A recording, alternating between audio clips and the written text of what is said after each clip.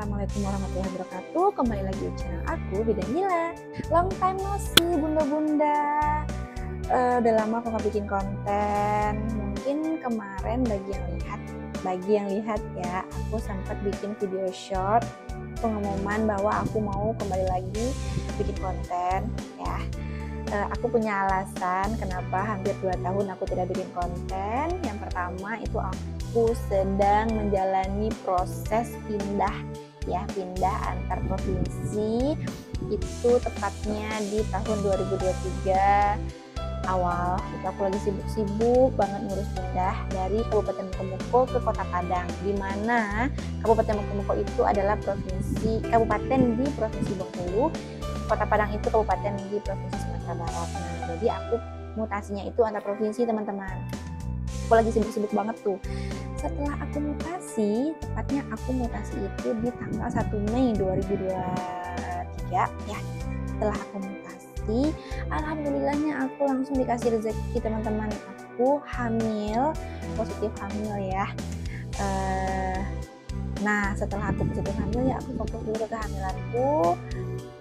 Setelah itu aku lahiran di Januari 2024, tepatnya tanggal 2 aku lahiran.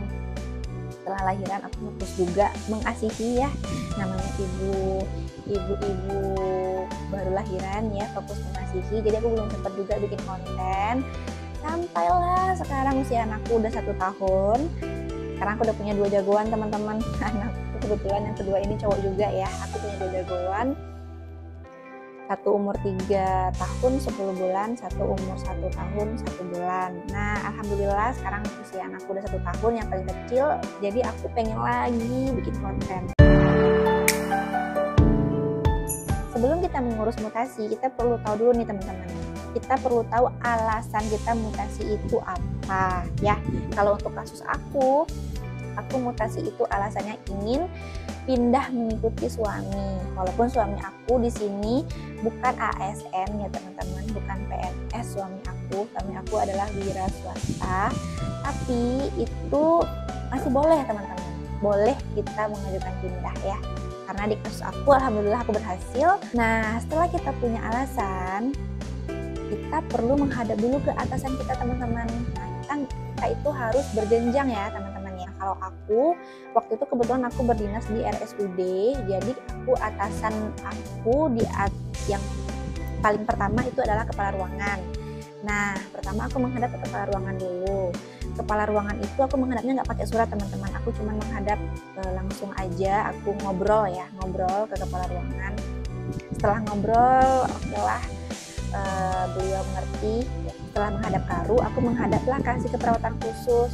Nah, aku menghadap kasih keperawatan khusus ini dengan surat, teman-teman. Tidak ngobrol lagi aku menghadapnya dengan surat. Aku bawa surat permohonan, diketik ya. Aku menghadaplah ke kasih. Nah, singkat cerita di ACC oleh kasih, dari kasih aku disuruh menghadap ke kabit, teman-teman, kepala bidang keperawatan, atasnya dari kasih itu. Nah, besokannya aku menghadap ke kabit dan alhamdulillah di ACC juga ya. Setelah di ACC ibu kabit, suratnya aku disuruh menghadap ke direktur. Nah, menghadap ke direkturnya aku lupa kalau nggak salah di hari yang sama atau besokannya ya. Ya, pokoknya itulah aku menghadap ke direktur. Nah, setelah menghadap direktur, alhamdulillahnya, teman-teman, dengan berbagai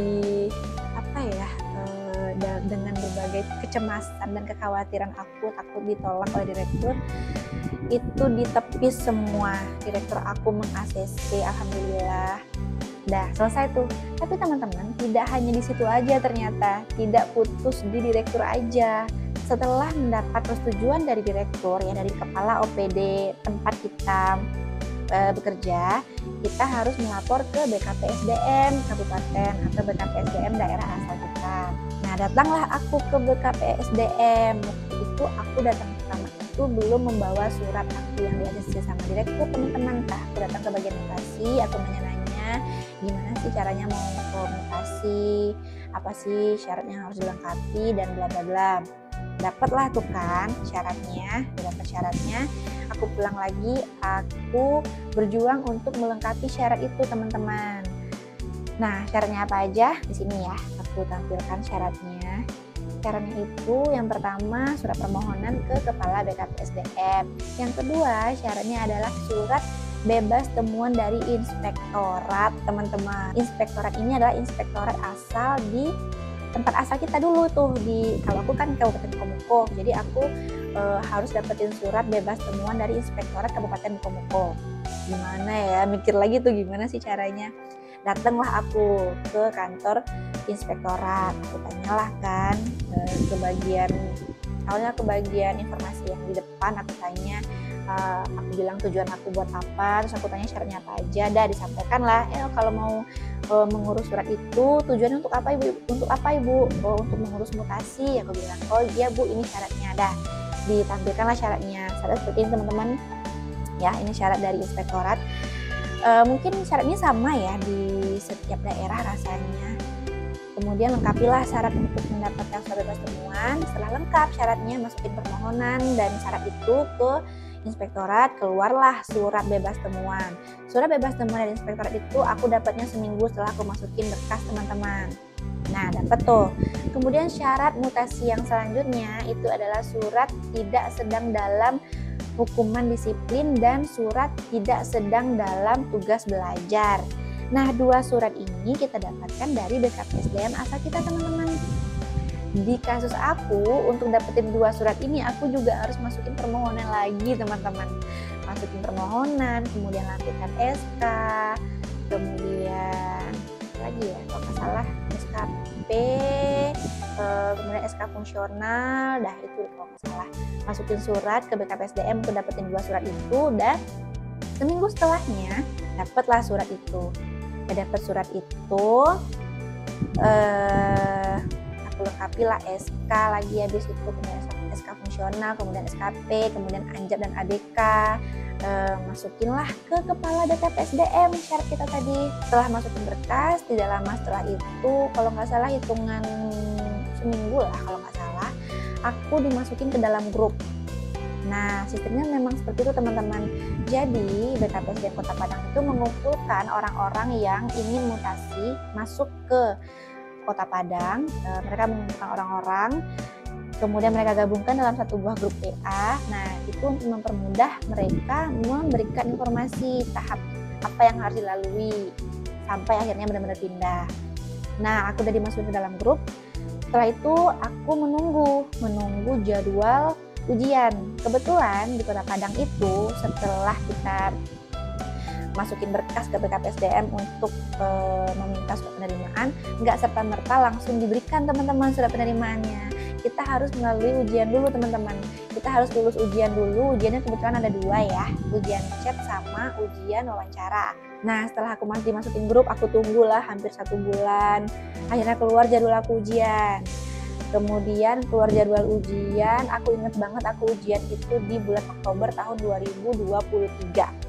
Aku ujian chat dulu, setelah itu aku ujian wawancara. Setelah itu sebulan setelahnya, kan waktu itu aku ujian Oktober ya, November keluarlah pengumuman untuk mendapatkan untuk menjemput surat penerimaan. Surat penerimaan ini adalah surat yang menerangkan bahwa kita diterima di daerah atau di tempat yang kita tuju. Nah, dari aku masukin berkas itu sampai aku dapat ACC Bupati itu lama, teman-teman. Maret kalau nggak salah, bulan Maret tahun 2024. Jadi dari aku dapat surat penerimaan dari Kota Padang di Desember, di Maretnya lah aku baru dapat surat pelepasan dari Bupati Mokomuko. Saatnya kita menunggu ya, kita tunggu karena berkas itu nanti akan diteruskan ke BKN. Keluarlah SK mutasi aku itu di tanggal 1 Mei. Nah, begitulah teman-teman kira-kira ceritanya. Nanti untuk beberapa file yang kira-kira bisa membantu teman-teman akan aku tampilkan di description box. Bagi teman-teman yang ingin mengurus pindah antar provinsi, antar daerah, atau dari pusat ke daerah, itu bisa nanti teman-teman lihat di peraturan BKN nomor 5 tahun 2019. Satu lagi teman-teman, aku sampai lupa teman-teman. Kebetulan aku kan PNS nya pengangkatannya tahun 2015. Untuk pengangkatan tahun 2015 itu aku punya perjanjian teman-teman, harus mengabdi dulu 5 tahun di daerah asal baru boleh mengajukan pindah. Nah, kebetulan aku sudah lebih dari 5 tahun teman-teman, makanya aku bisa mengajukan pindah. Setahu aku untuk PNS pengangkatan 2019 itu harus mengabdi dulu 10 tahun ya. Kalau udah mengabdi 10 tahun baru boleh mengajukan pindah. Nah, teman-teman bisa lihat ya di perjanjian teman-teman, perjanjian pengabdian teman-teman waktu pertama kali teman-teman diangkat. Teman-teman harus mengabdi berapa tahun dulu gitu. Kalau misalnya teman-teman pengangkatan 2019 terus belum nyampe 10 tahun teman-teman udah mengajukan pindah, itu setahu aku belum bisa ya teman-teman, belum bisa dan belum akan di ACC oleh BKN. Setahu aku seperti itu. Kalau misalnya sudah lebih dari 10 tahun baru bisa gitu. Ya teman-teman, bagi teman-teman yang saat ini sedang atau punya keinginan untuk mutasi, semangat ya, semangat, ikuti alurnya, lengkapi syaratnya, berdoa, bismillah, insya Allah bisa.